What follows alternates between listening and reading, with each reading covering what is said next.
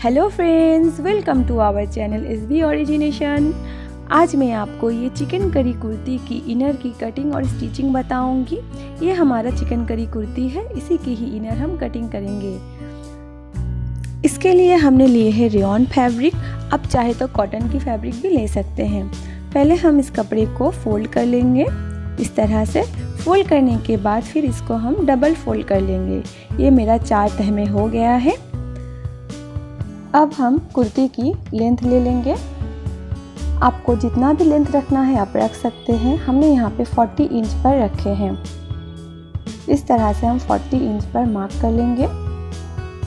Mark करने के बाद हम अब इसे स्ट्रेट लाइन दे देंगे। इसके बाद हम 1 इंच मार्जिन के लिए रखेंगे इस तरह से। इसे भी हम स्ट्रेट लाइन दे देंगे। अब हम इसकी शोल्डर पर मार्किंग करेंगे। आपका शोल्डर जितना भी रहेगा उसको आप हाफ कर ले। जैसे मेरा यहाँ पे 14 इंच था, 14 इंच का हाफ मेरा 7 इंच आया। और इसके बाद हम आर्म होल पर मार्क करेंगे। आपका शोल्डर जितना भी रहेगा उससे ½ इंच एक्स्ट्रा हमें आर्म होल के लिए मार्क करना है। अब हम इसकी चेस्ट पर मार्किंग करेंगे। आपका चेस्ट जितना भी रहेगा आप उसको 4 से डिवाइड कर ले। जैसे मेरा यहाँ पे 40 इंच का चेस्ट था तो इसको हमने 4 से डिवाइड करके मेरा यहाँ पे 10 इंच आ रहा है। तो हम यहाँ पे 10 इंच पर मार्क कर रहे हैं। आपका जितना आए आप यहाँ पे मार्क करें। ये करने के बाद अब हम ऊपर से कमर और हिप पर मार्क कर लेंगे।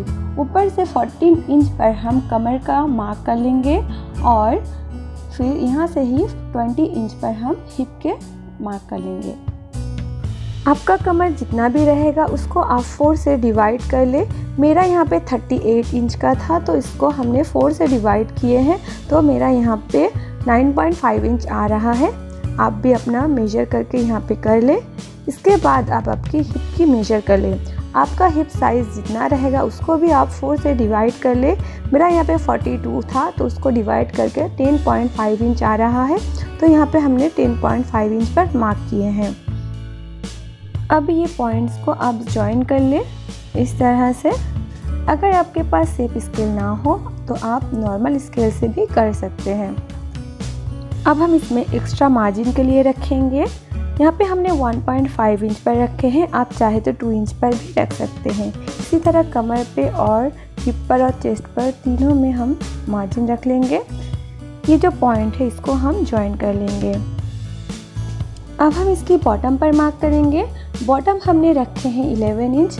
आपका हिप जितना रहेगा उससे आप ½ इंच एक्स्ट्रा रखें। मेरा हिप था 10.5 इंच तो मैंने यहाँ पे 11 इंच पर रखे हैं। या आप सेम भी रख सकते हैं। अब ये जो लाइन है इसको हम ज्वाइन कर देंगे इस तरह से। इसको भी हम 1.5 इंच एक्स्ट्रा रखेंगे और इसको फिर से हम ज्वाइन कर देंगे इस तरह से। अब हम इसमें आर्म होल की शेप देंगे। आर्म होल की शेप देने के लिए यहाँ पे हमें 1 इंच पर मार्क करना है इस तरह से। 1 इंच पर मार्क करने के बाद इसको धीरे धीरे हल्के से शेप देना है इस तरह से, जिस तरह हमने दिखाए है। इस तरह शेप देने के बाद अब इसकी हम शोल्डर डाउन करेंगे। शोल्डर डाउन करने के लिए यहाँ पे ½ इंच पर हम मार्क किए हैं। यहाँ पे ½ इंच पर मार्क करने के बाद अब हम इसकी नेक की मार्किंग करेंगे। नेक हमने लिए हैं यहाँ पे 3 इंच पर। अब ये नेक की पॉइंट और शोल्डर की पॉइंट को ज्वाइन कर देना है इस तरह से। अब ये ज्वाइन करने के बाद हम अब नेक की मार्किंग करेंगे। अब हम नेक की लेंथ लेंगे 6 इंच पर इस तरह से। 6 इंच पर मार्क कर लेंगे। इस तरह सीधा लाइन ड्रॉ कर देंगे और इस तरह हम बॉक्स शेप दे देंगे। बॉक्स शेप देने के बाद हम इसकी राउंड शेप देंगे। राउंड शेप देने के लिए यहाँ पे हम 1 इंच पर मार्क कर रहे हैं। इसके बाद इसको हम राउंड शेप देंगे इस तरह से। अब मेरा मार्क कंप्लीट हो गया है। अब इसकी हम कटिंग कर लेंगे। ये वीडियो मैंने पूरे डिटेल में बनाने की कोशिश किए हैं। फिर भी अगर ये वीडियो रिलेटेड आपको कोई कन्फ्यूजन है तो आप मुझे कमेंट करके पूछ सकते हैं। मैं इसकी आंसर देने की पूरी कोशिश करूँगी। ये कटिंग हो जाने के बाद हम इसमें छोटे छोटे नॉचेस दे देंगे ताकि जब हम स्टिचिंग करें तो हमें आसानी रहे। ये मेरा कटिंग कंप्लीट हो गया है। अब हम इसकी स्टिचिंग करेंगे। पहले हम 2 ओरे पट्टी लेंगे 1.5 इंच का। इसको हमें नेक पर लगाना है। इस तरह हम नेक को ले लेंगे। इसके ऊपर हम ये जो पट्टी है इसको इस तरह फोल्ड करेंगे। फोल्ड करने के बाद इसके ऊपर हम इसे अटैच करेंगे। अब इसके ऊपर हम स्टिच कर लेंगे इस तरह से। स्टिच करने के बाद कुछ इस तरह लग रहा है। अब इसमें हम छोटे छोटे नॉचेस दे देंगे। नॉचेस देने के बाद अब इसको पलट के हम इसके ऊपर स्टिच कर लेंगे इस तरह से। इसको हमने स्टिच कर लिया है। इसी तरह आप बैक पार्ट को भी सेम तरीके से स्टिच कर ले। हमने ये इनर की फ्रंट और बैक पार्ट की नेक की लेंथ सेम ही रखे हैं। आप चाहे तो कम ज़्यादा कर सकते हैं। अब हम इनर की दोनों शोल्डर को ज्वाइन कर लेंगे। इस तरह से ज्वाइन कर लेंगे दोनों ही शोल्डर को। यहाँ पे हमने ज्वाइन कर लिए हैं। ज्वाइन करने के बाद इसको हम पलटेंगे। पलटने के बाद इसके ऊपर हम एक स्टिच कर लेंगे इस तरह से।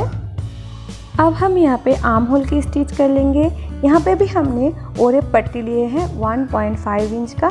जिस तरह हमने नेक की स्टिचिंग किए थे इसी तरह सेम तरीके से ही हम यहाँ पे आर्म होल की भी स्टिचिंग कर लेंगे। इस तरह हम अटैच कर लेंगे इसके साथ। अटैच करने के बाद सेम नॉचेस दे देंगे और इसको पलट लेंगे। पलटने के बाद कुछ इस तरह लग रहा है। अब हमें इसकी फिटिंग की स्टिच कर लेना है। जो चेस्ट है, चेस्ट से नीचे हिप तक हमें स्टिच कर लेना है दोनों ही साइड का, यहाँ से यहाँ तक। अब हम स्टिच कर लिए हैं। स्टिच करने के बाद कुछ इस तरह लग रहा है। दोनों ही साइड के स्टिच हो गया है। ये करने के बाद अब हम इसकी बॉटम को फोल्ड करेंगे।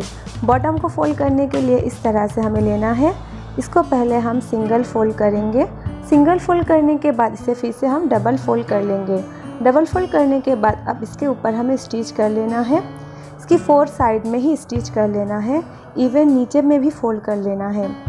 इस तरह से हम पूरा में स्टिच कर लेंगे। स्टिच करने के बाद कुछ इस तरह लग रहा है। अगर आपको ये वीडियो पसंद आए तो लाइक कर दे और अपने फैमिली और फ्रेंड्स के साथ शेयर भी करें और मेरे चैनल को सब्सक्राइब करना ना भूलें। मिलते हैं नेक्स्ट वीडियो में। Thank you for watching. Till then bye bye.